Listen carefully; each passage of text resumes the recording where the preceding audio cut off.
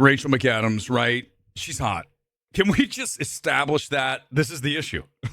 It's more than this. I just want to start here so you understand how it all kind of falls apart with this one decision. If you're going to cast a dowdy actress, this homely office girl who got passed up on a promotion, you need to make her less hot than Rachel McAdams. You know what this reminded me of when I was watching this? Do you guys remember that film, She's All That?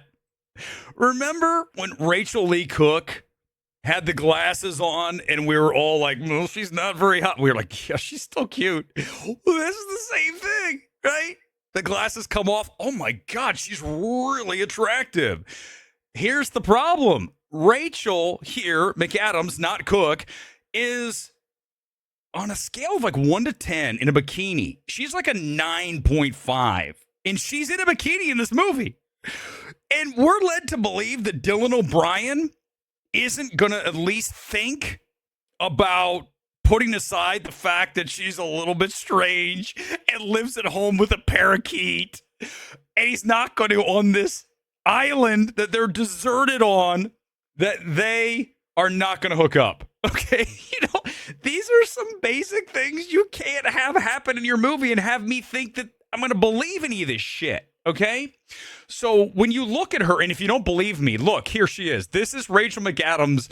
As I posted last night on X, my favorite part is when we're supposed to pretend that she's this homely office girl. Look at her. Like, dude, what heterosexual man is not going to go, wow, you're hot? So, right? What are we doing, Sam? Why did you cast her in this? It's not that she can't do it. She's very good. But go back to Misery. One of the reasons Misery works is that Kathy Bates is kind of creepy, right? She's not really hot. Let's just be as nice as possible. Kathy Bates is not going to be in Maxim magazine back in the 90s like Rachel Lee Cook was. Right? That's a nice. I want some love for that. And this is, by the way, live. I did not plan any of this. This is all literally just thrown together. No joke. 30 seconds before I start. But look, this is an issue. So that's number one. And right. So when we start with a problem that big, what are we doing? Right? Everything is going to start to fall apart. But it's not just that. Okay. It's the whack character motivations. And more. I told you the warning is that I am possibly going to spoil some of this for you. But when they get to the island, and by the way, the only sequence that's good, as you saw in the trailer, is when we get that plane crash. That's pretty cool. But guess what? It's like 5 minutes. And then the rest of the movie, you're stuck here. They get to the island. And isn't it amazing? You know, they get there and she's, of course, a survivalist. She wanted to be on Survivor. Sorry, I got to do this tonight because the movie needs to be like broken apart and torn down and try to get this thing reassembled. That's what we're doing here tonight. I'm going to do the fix here live and I'm going to explain how you fix the film. And there's a lot to fix. So the writers, I know they have followed me on Twitter. Hopefully they're watching here tonight because I'm going to give you all the things you should have done, but you didn't. Okay, when we get to the island, forget the fact she's miscast and she's parading around in a bikini and I'm led to believe Dylan O'Brien's gay because it's like, what? Look at her. Like, I mean, dude, I'll be like, hey, listen, I know that before I didn't think you were really hot when you're eating that tuna fish sandwich in the office, but now that I can see you in a bikini, it is on, honey. Oh, Weber's being dangerous tonight. Oh, watch out. But look, she gets to the island, and of course she knows what she's doing, and there's really no fight. She gets her stuff together. She builds a little place for them to be. She goes out and hunts a wild boar in a very bloody scene that was semi-interesting. But again, we're talking about a plane crash, we're talking about the boar scene, and then everything else is just kind of like, ugh. But the thing is right, he's a dick the entire time. And I don't really like Dylan O'Brien here either because Dylan O'Brien is one note asshole and he does this weird laugh. He goes, and I'm like, what are you doing, dude? What's happening here? Sam Raimi is another director who has not lost it as bad as Ridley Scott. This film's not great. And there's nothing about the direction here that's good. But Right, it's generic, except for the plane scene and the boar scene. That's two. The rest of it is very just artistically uninteresting. You've got fade edits. You've got just things that are not appealing aesthetically. Very flat in that regard.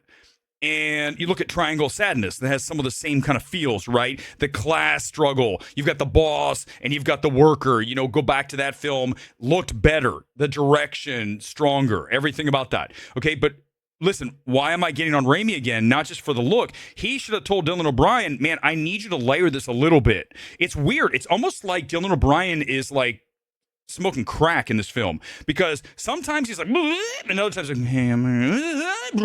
it's like, dude, what are you doing? Are you doing lines of coke in between the scenes? I don't know what's happening here. Why am I getting this erratic shift? And that gets back to the director, right? The director has to say to these actors and Rachel McAdams and her really wonderful, right? These are maybe not Sydney Sweeney Globes, but listen, man, this is like, no man is again gonna say, I don't want a piece of Rachel McAdams. Do you understand I'm the only person who can get away with this? I love it too. I love that my haters know that. I will drive this review down your throat. Almost said something worse. Down your throat. You're going to deal with it and you're going to like it. That's the beauty of it. But you go back to Dylan O'Brien. What are you doing? Why are you all over the map? Okay. Sam Raimi's got to get him under control. And Rachel McAdams, you got to cast that right. So those are issues. Okay. But listen, so they're on the island. I'm sorry. This film has to be nuked because I'm being told it's great. It's so much fun. It's so this Sam Raimi's back.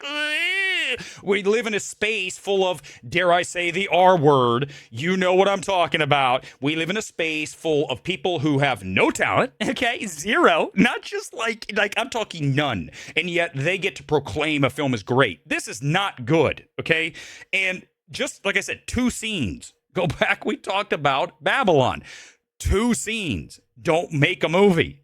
So this film has, as they're on the island, they have to decide, do they want to get off? And then for some reason, Rachel McAdams wants to stay because maybe she can convince him, I assume, that maybe she is right for the promotion that he passed her over for, even though he's supposed to give it to her because his dad, who died and left him the company,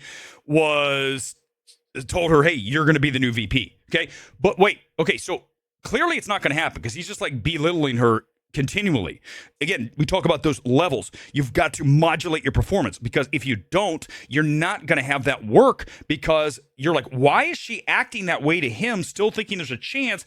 And then also by the end, somehow she thinks he's hot or something. And she wants to be with him on the island, but you never establish that. They don't really hook up.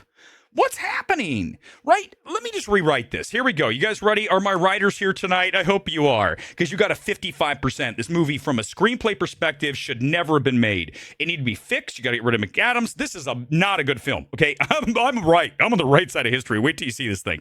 But here's what I'm going to tell you: is that you have to set it up differently. Have her be in the office. Have her be not this, because it's not working. You cannot have her as this unattractive woman when you look at her and you're like, she's hot. Just because she's eating a tuna fish sandwich? What are we talking about? That's how you're going to sell the fact that no man wants to be with her?